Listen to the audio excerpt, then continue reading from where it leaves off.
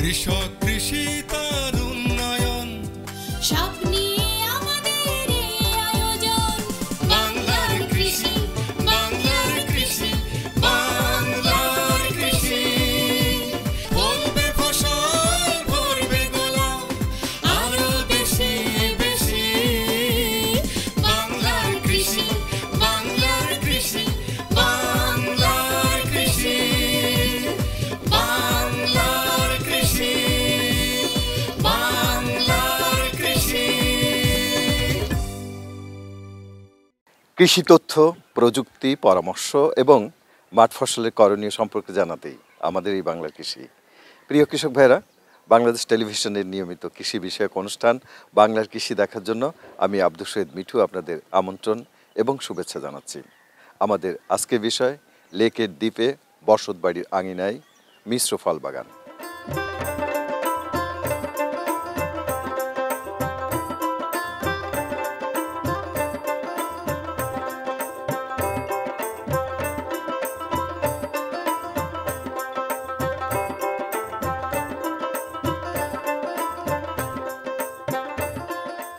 এক জমিতে একসাথে এক সময়ে বিভিন্ন ধরনের ফলের গাছ লাগানোকে মিশ্র ফল বাগান বলা হয়।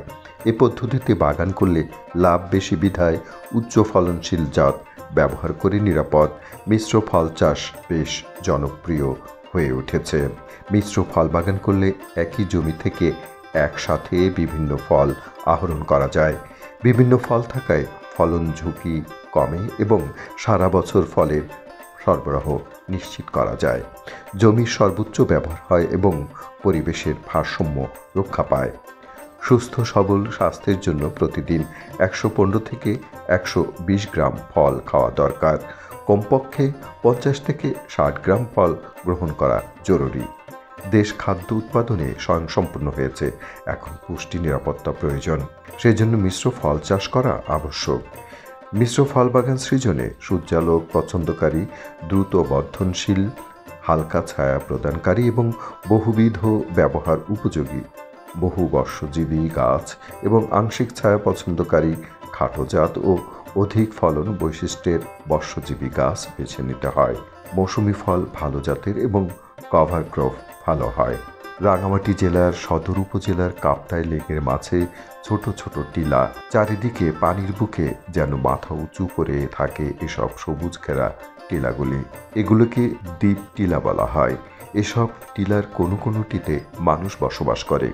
এসব বসতবাড়ির আশেপাশে মিশ্র ফল বাগান করা হয়েছে। এ ধরনের একজন বাগানি মোহাম্মদ হেলাল উদ্দিন 3-4 বছর আগে একটি টিলায় আম, জাম, কাঁঠাল, কলা, সফেদা, পার্সিমন, আনার, ড্রাগন, রামবুটান, নারকেল, কমলা, মাল্টা, বেল, পেয়ারা, আনারস, আপেল, অ্যাভোকাডো, লিচু, চালতা, জলপাই এসব দেশি ও বিদেশি জাতের ফল গাছ লাগিয়েছেন।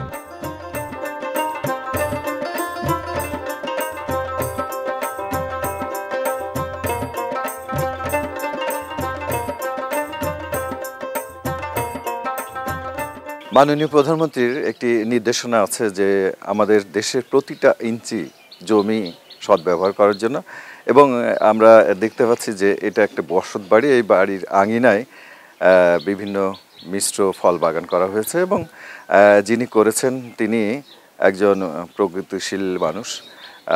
তিনি সমাজকর্মী, পাশাপাশি তিনি কৃষির সাথে জড়িত। আমরা এখন হেলাল ভাইয়ের সাথে কথা বলে বিস্তারিত জানবো তিনি কিভাবে এই বাগানটা সৃজন করলেন। কেমন আছেন হেলাল ভাই? আলহামদুলিল্লাহ ভালো আছি, আপনি কেমন আছেন? আছি আলহামদুলিল্লাহ ভালো আছি। একটা বিষয় বলেন যে আসলে এই যে আপনার তো এটা একটা বাড়ি, বসত বাড়ি, সেখানে এরকম বাগান, একটি চমৎকার একটি বাগান আপনি করেছেন। এটা আসলে মূলত আপনি আরম্ভ করছিলেন কোন আঙ্গিকে, কখন আরম্ভ করছিলেন? এটা আমি 2016 সালে জায়গাটা ক্রয় করি লাস্টে।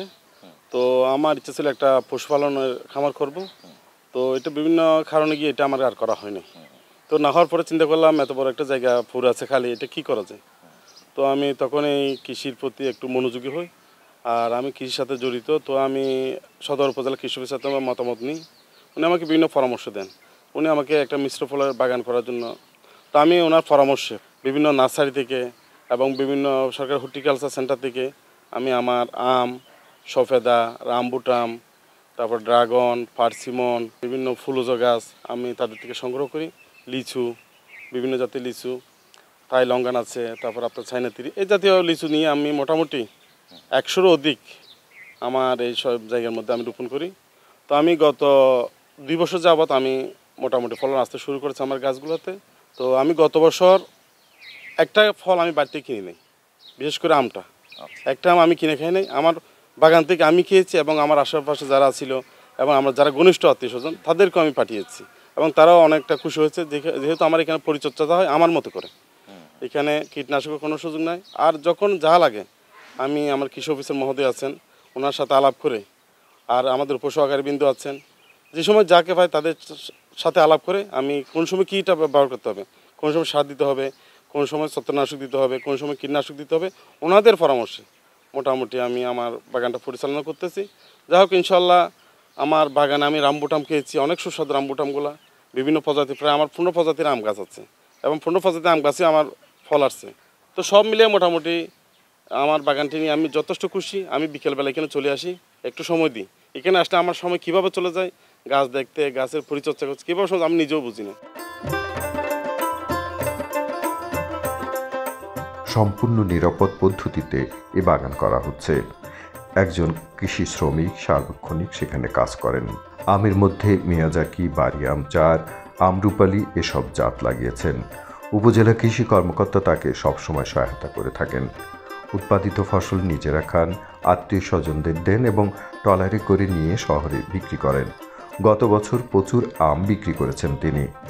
আশেপাশের দ্বীপেও নানান ধরনের নিরাপদ ফল ও শাকসবজি চাষ হচ্ছে।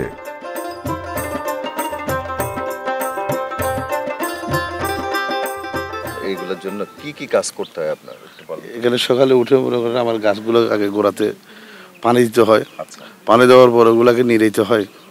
ওখানে যেই আপনার খেরগুলো আছে, মানে দুর্বগুলো আছে, ওগুলো তুলে নিতে হয়। তুলে নিয়ে আগাছাগুলো নিয়ে আবার রেখে দিয়ে পানি টেনে দিয়ে বিকেলবেলা আবার পানি দিতে হয়। এর মধ্যে আবার সার দিতে হয়, জৈব সার দিতে হয়।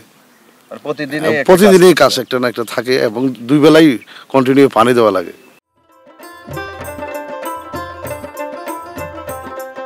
জমিতে মিশ্র ফল চাষ করতে সতর্ক পরিচর্যার প্রয়োজন হয়। বিভিন্ন ফলের চাষ পদ্ধতিতে কিছুটা ভিন্নতা থাকায় সব দিক বিবেচনা করে ব্যবস্থা নিতে হয়। কম বেশি সমপ্রকৃতির ফল গাছ একসাথে চাষ করলে এ সমস্যা দূর করা যায়। মিশ্র ফলের আবাদ এলাকা বাড়াতে সারা দেশের জন্য পরিকল্পনা গ্রহণ করা হয়েছে। সে মোতাবেক উদ্যোগী কৃষক নির্বাচন করে তাদের প্রশিক্ষণ ও সহায়তা প্রদান করা হচ্ছে। লেকের মাঝে মিশ্র ফল বাগান করা একটি ব্যতিক্রমী উদ্যোগ। সারা দেশে এভাবে পতিত জমির ব্যবহার দরকার। আমাদের দেশে বসতবাড়ির আশেপাশে পতিত জমি থাকেই। এসব জমিতে মিশ্র ফল চাষ করা গেলে খাদ্য পুষ্টি নিশ্চিত হবে, জমির সঠিক ব্যবহার হবে, জনগণের কর্মসংস্থান বৃদ্ধি পাবে, মানুষের জীবনযাত্রার মান উন্নত হবে। নিরাপদ ফল চাষ করে বিদেশে রপ্তানি করাও সম্ভব হবে। লেকের মাঝে পাহাড়ের টিলায় বাগান করা গেলে অন্য জায়গায়ও সহজে বাগান করা যাবে।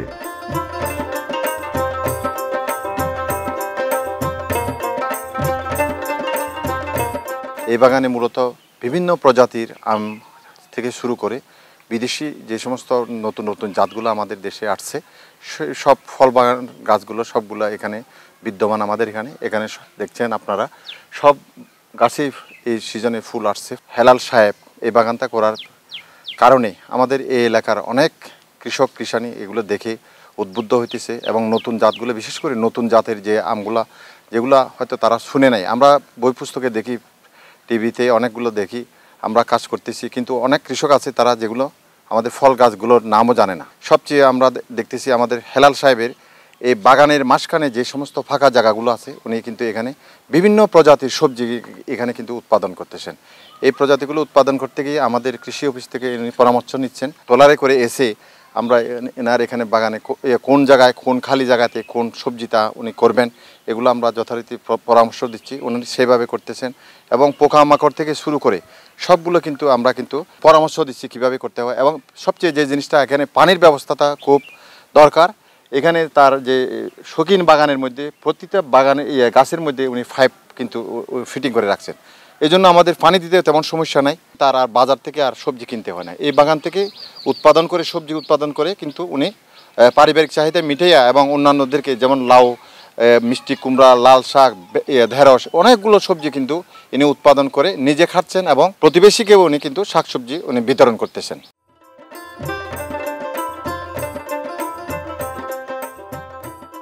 একক ফল চাষ না করে পরিকল্পিতভাবে মিশ্র ফল আবাদ করে যে কেউ বেশি লাভবান হতে পারেন। এতে দেশবাসী সারা বছর নানান ধরনের দেশি বিদেশি ফল উপভোগ করতে পারবেন। আপনার অব্যবহৃত জায়গায় নিরাপদ মিশ্র ফল চাষ করে একটি সুখী সমৃদ্ধ বাংলাদেশ গঠনে আপনিও অবদান রাখবেন, সেটাই প্রত্যাশা।